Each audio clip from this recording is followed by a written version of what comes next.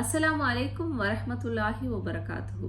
நேற்றைய தினம் பாலஸ்தீனத்துல மிகவும் கவலைக்குரிய ஒரு விஷயம் நடைபெறுது. அதாவது பாலஸ்தீனுடைய ஊடகவியலாளர் சாலிஹ் அல் ஜஃப்ரவி கொல்லப்படுறாங்க. இவங்க காசால அல் சப்ரா அப்படிங்கிற ஒரு பிளேஸ்ல கவரேஜுக்காக போறாங்க. அந்த இடத்துல தக்மாஷ் அப்படிங்கிற ஒரு குழுவால கிட்னாப் பண்ணப்பட்டு அவங்க கொல்லப்படுறாங்க.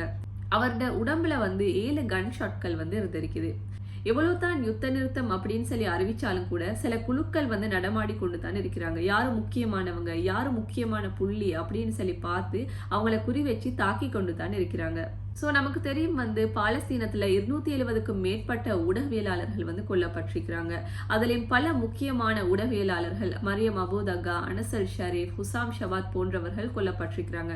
அதை போல தான் சாலிஹ் அல் ஜஃப்ரவி அவங்களுமே ஒரு மிகவும் பிரபல்யமான ஒரு ஊடகவியலாளர். இவர் 27 வயதை அடைந்த ஒரு இளைஞர்.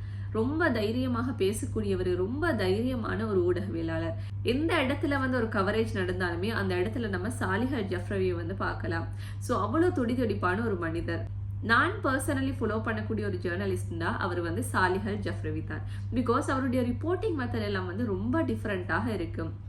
எந்த ஒரு விஷயத்த அவர் சொல்றனாலுமே அதை இஸ்லாமிக்கலி கனெக்ட் பண்ணித்தான் சொல்லுவாரு. அதே போல ரொம்ப அழகாக அல் குர்ஆன் ஓதக்கூடியவர்.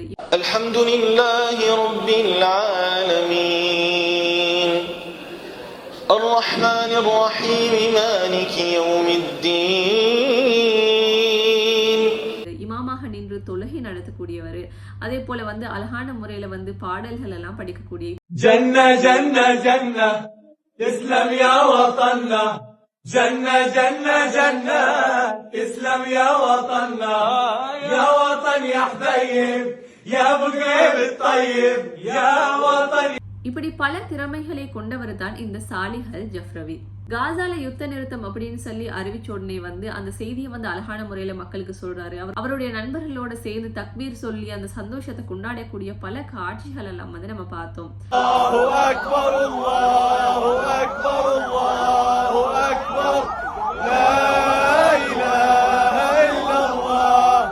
இப்படி பலருமே அவருடைய மரணத்துக்கு பின்னால அவருடைய வீடியோக்கள் எல்லாமே ஷேர் பண்ணி கொண்டிருந்தாங்க. சோ காசாவுடைய மக்களுக்கு மட்டும் இல்லாம உலக மக்களுக்குமே சாலிஹ் அல் ஜஃப்ரவியுடைய மரணம் ஒரு மிகப்பெரிய இழப்பாகத்தான் இருக்குது. இருந்தாலுமே குல்லு நஃப்ஸின் ஜாயிகத்துல் மௌத், ஒவ்வொரு ஆத்மாவும் மரணத்தை சுவைத்தே தான் தீரும் அப்படிங்கிற ஒரு அடிப்படையில அவருடைய மரணம் அந்த இடத்துல அல்லாஹ் தஆலா நியமிச்சிருக்கிறான். சாலிஹ் அல் ஜஃப்ரவி மட்டும் இல்லாம கொல்லப்பட்ட அனைத்து ஊடகவியலாளர்களுமே சிறந்த வீரர்கள் அப்படின்னு சொல்லித்தான் சொல்லணும்.